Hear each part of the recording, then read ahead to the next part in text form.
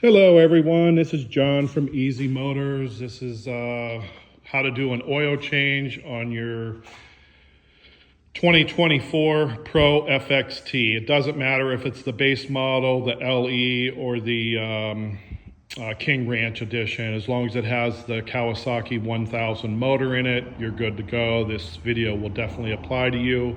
Any of them with the Kawasaki 1000 motor should be about the same. So I searched online and there's not any videos that I've seen on this, so I figured I would try to help somebody out by doing this video. First thing you're going to want to do is put your machine on level ground. I did not see a need to jack this thing up. If you want to jack it up, just make sure it's level. Mine's on level ground in the garage. First thing you want to do is raise your bed up. I do have the hydraulic bed, which I highly recommend. That's a pretty big bed. If you get that thing full of logs or dirt or something heavy, it's going to be a pain to lift by yourself. So the hydraulic bed makes it real nice to do that. It's all self-contained. So here's a picture of what your motor should look like. I'm on the passenger side here. So what you're going to want to do is get an oil pan, put it, best way to describe this is right there is where your air filter is at. Go directly below and place your pan underneath here. You do not have to remove the underbelly to do this oil change. Right here is your oil change drain plug. It is a 17 millimeter. So you're gonna want a 17 millimeter socket, a small extension, probably 3, 4, 5 inches, and of course a ratchet. And then your oil pan will go directly underneath that. Remove that, it should not be very tight. They recommend putting a new crush gasket oil drain plug crush gasket, I guess it's called. I put a new one on mine. Mine did not have one from the factory, but I went ahead and put one on to help it out. So drain all that out completely. I usually drain that out for a good 10-15 minutes. I go around and I fill the tires up and do some other maintenance on the machine while I'm letting that drain out.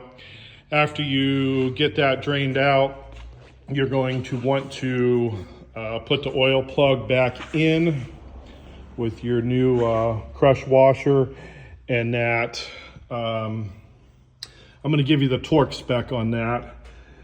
Let's see, it's 25.3 is what the factory recommends. 25.3 is what the factory recommends on that oil plug. So you don't want to over tighten that. It's going into an aluminum pan, so it's 25.3 foot-pounds of torque. Here is I'm back up on the top of the machine now. Right here is where your oil filter is. You're going to want to remove that. There's a tray right down here. It's going to catch any excess oil. Use a rag or some type of sponge and dab that out of there as best as you can. When you put your new oil filter on, make sure you use genuine Kawasaki oil filters. If not, it could void your warranty. I happened to find mine offline. I think it was Amazon. I was able to find a 2-pack offline through Amazon. I don't know if the deal's still going on or not, but I would assume it is. That was about the cheapest I could find. Of course, they have them at your local Kawasaki dealer also. I always date mine when I do it. Today's 9/3/24, and I always do my initials, which is Easy Motors.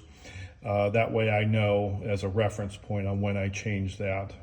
I use a paint marker or some type of marker to do that. But make sure you put a little bead of oil on the rubber gasket before you put it on.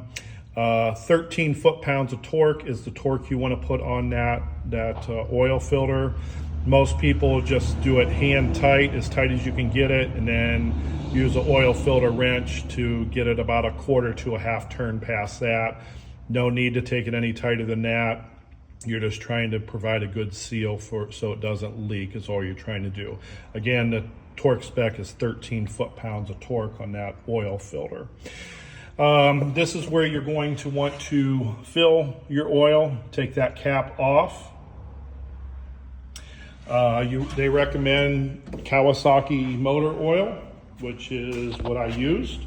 It's 10W40 Kawasaki 4-cycle engine oil. This it is a synthetic blend. It contains zinc, which is very good for your small engines. You're going to want to buy 4 quarts.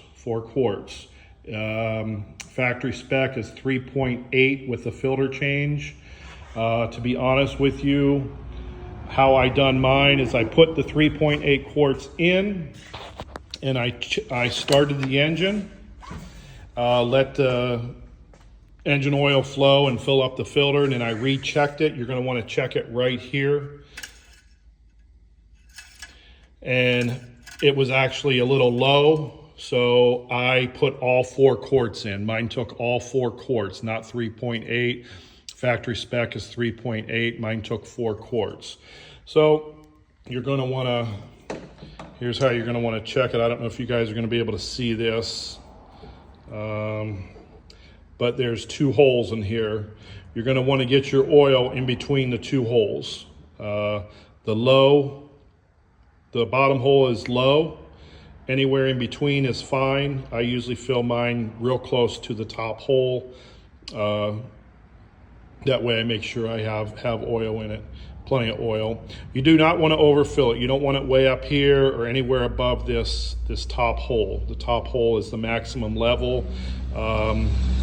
That's as far as you want to go with the oil. Let's see here. I don't know what else I can tell you guys. That's pretty much it for the oil change. I would mark down, I keep a book on mine and mark down when I did it. Plus you have an hour meter. Everything goes by hours. You'll have an hour meter right here. Switch it over to hours and you'll be able to see how many hours on your machine, and follow your maintenance schedule as best as you can.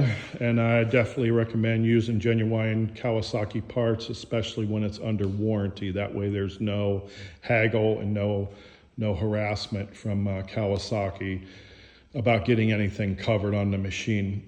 This is John from Easy Motors. Please like and subscribe if you don't mind. And I will have more videos to come, providing I get enough likes. And hopefully you guys like the video, and please like and subscribe, and you guys have a good week. Thank you so much.